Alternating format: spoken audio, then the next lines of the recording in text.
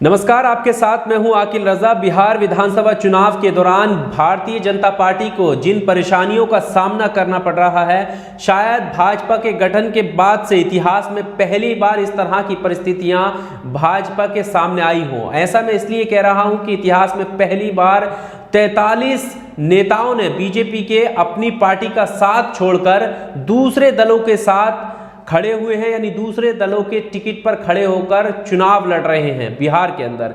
और ना सिर्फ चुनाव लड़ रहे हैं बल्कि अधिकतर लोग 2.5 दर्जन के तकरीबन लोग जो हैं वो जेडीयू के उम्मीदवार के खिलाफ चुनावी मैदान में है और दर्जन भर जो नेता हैं वो बीजेपी के उम्मीदवार के खिलाफ हैं, यानी अपनी ही पार्टी के नेताओं के खिलाफ चुनावी मैदान में ये लोग हैं। इन बागी नेताओं से बीजेपी बेहद परेशान है। इससे पहले ऐसा होता था कि जब भी कोई बागी नेता होता था उसके पास बीजेपी या बीजेपी की एक बैठक होती थी जिसमें लोगों को समझाया जाता था, नेताओं को समझाया जाता था और वो फिर एकजुट होकर अपने प्रत्याशी को जिताने के लिए तैयार हो जाते थे।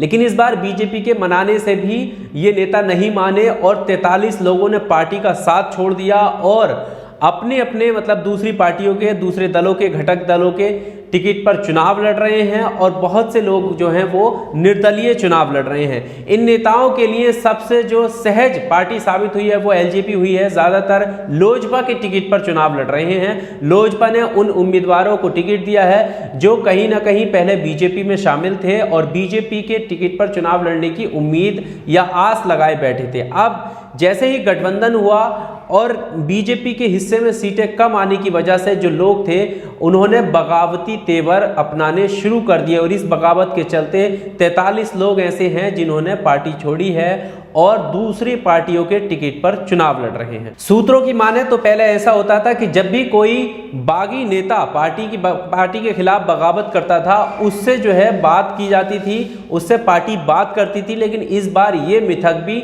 बीजेपी का बिहार के अंदर टूट गया और वो निर्दलीय वो नेता जिन्होंने बगावत की है वो पार्टी की तरफ नहीं आए। पार्टी के एक साथ जो उनके द्वारा चुने गए प्रत्याशी हैं उनको उन्होंने नकार दिया, उनके खिलाफ बगावत शुरू कर दी और खुद उन्हीं के खिलाफ चुनावी मैदान में उतर गए हैं। बिहार के अंदर इस तरह के हालत होना बीजेपी के लिए मुश्किलें जरूर खड़ी कर रहा है। आपको बता दें कि 2015 के अंदर बीजेपी जो है 157 सीटों पर चुनाव लड़ रही थी, यानी उसने बिहार के अंदर 157 सीटों पर अपने उम्मीदवार उतारे थे और इस बार उसके उम्मीदवार घटे हैं। इस बार बीजेपी ने अपने टिकट पर 110 उम्मीदवारों को चुनावी मैदान में उतारा है, यानी 47 जो लोग हैं 47 सीटें जो हैं वो कम हुई हैं और इन 47 सीटों में 43 नेता जो हैं वो बागी हुए और उन्होंने दूसरी पार्टियों के दामन थामे, कुछ निर्दलीय चुनाव में उतरे और बीजेपी के साथ वो नहीं जा पाए। इसके अलावा बहुत सी सीटें ऐसी हैं जहां पर उनकी परंपरागत सीटें रही हैं, यानी बीजेपी की परंपरागत सीटें रही हैं, उसके बावजूद भी उन सीटों पर जेडीयू, हम या वीआईपी पार्टी जो है वो चुनाव लड़ रही है, उनके उम्मीदवार चुनाव लड़ रहे हैं। तो कहीं ना कहीं भाजपा जो है बिहार के अंदर बैकफुट पर दिखाई दे रही है। ना तो वो अपने उन उम्मीदवारों को या उन नेताओं को रोकने में सफल रही जिनको प्रत्याशी नहीं बनाया गया। जिस तरह पहले होता था कि अगर प्रत्याशी का नाम घोषित हुआ तो आपसी मतभेद मिटाने के बाद सारे नेता एकजुट होकर अपने प्रत्याशी को जिताने में लग जाते थे। लेकिन इस बार क्या हुआ, जैसे जैसे प्रत्याशी के नाम घोषित होते रहे वैसे वैसे नेता जो है वो बागी तेवर अपनाते रहे, इस वजह से कि उनको टिकट क्यों नहीं मिला और उनको रोकने में बीजेपी का जो मिथक था वो भी टूटता हुआ नजर आया। तो बिहार के अंदर पहली बार ऐसा हुआ, बिहार के अंदर नहीं बल्कि बीजेपी के गठन के बाद ही इतिहास में पहली बार ऐसा हुआ है कि बीजेपी को इस तरह की बगावत का जो है सामना करना पड़ा है।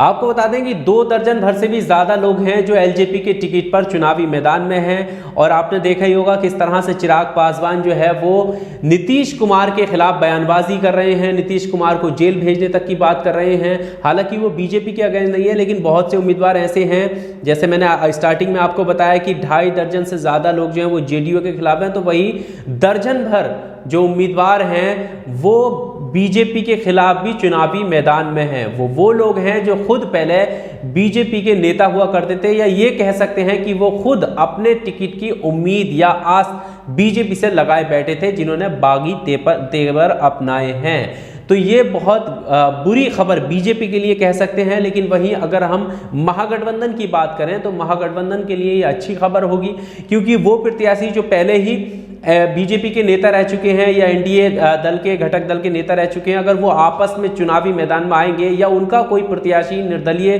चुनाव लड़ेगा तो फिर उनमें आपस में जो है वोट बढ़ जाएंगे। इससे जो है महागठबंधन के उम्मीदवार को फायदा होगा, और ऐसा फायदा होने से मतलब है कि बीजेपी को घाटा होना, यानी सीधा सीधा एनडीए को घाटा होना। ये बहुत बड़ी खबर, बहुत बुरी खबर बीजेपी के लिए कही जा सकती है, लेकिन महागठबंधन के लिए ये बड़ी खबर है। और महागठबंधन की रैलियां आपने देखी, आरजेडी की रैली देखी, उससे आप अंदाज़ा लगा सकते हैं, उससे बहुत सारे जो लोग हैं, जो राजनीतिक विशेषज्ञ हैं, वो आकलन करने की ये कोशिश कर रहे हैं कि बिहार में एक बदलाव की लहर है, और शायद जो आरजेडी है या तेजस्वी यादव जो है वो फ्रंट फुट पर अभी भी खेलते हुए नजर आ रहे हैं। इसका एक उदाहरण राजनीतिक विशेषज्ञों ने इस तरह से भी दिया कि जब पहला चरण समाप्त हुआ उसमें देखा कि कोरोना काल के दौरान भी 54% तक वोटिंग हुई, और ऐसे में जब उम्मीद नहीं लगाई जा रही थी कि 54% तक वोटिंग हो जाएगी, तो अगर 54% लोगों ने मतदान किया है, इसका मतलब यह है कि लोग बदलाव चाहते हैं। क्योंकि अधिकतर जब भी मतदान कम आंका जाए और उस वक्त ज़्यादा हो जाए तो राजनीतिक विशेषज्ञों का ऐसा मानना है कि जनता जो है वो बदलाव की ओर कदम बढ़ाती है, इसी वजह से वोट प्रतिशत बढ़ता है। यहाँ पर अनुमान लगाए जा रहे थे कि वोट प्रतिशत कम होगा, लेकिन बढ़ा। इसका मतलब है कि जनता जो है वो बदलाव चाहती है। और जिस तरह से इस शुरुआत में ये कहा जा रहा था कि चुनावी रैली में जिस तरह की भीड़ आ रही है, क्या ये भीड़ वोट में तब्दील हो पाएगी, बदल पाएगी? क्योंकि आपने देखा होगा कि आरजेडी की रैलियों में भारी जनसैलाब आपको देखने को मिला होगा, तो उसको देखकर ये माना जा रहा था कि अगर ये भारी जनसैलाब वोट में बदलता है तो वाकई तेजस्वी की लहर कामयाब हो सकती है।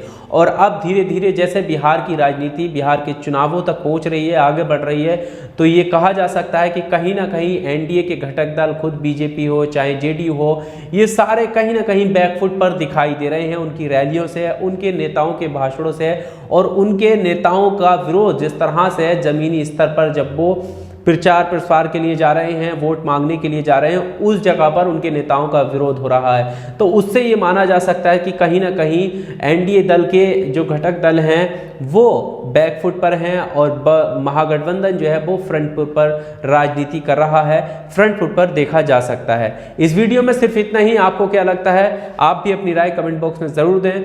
वीडियो अच्छा लगा हो तो लाइक करें, शेयर करें और चैनल को सब्सक्राइब ज़रूर कीजिए। शुक्रिया।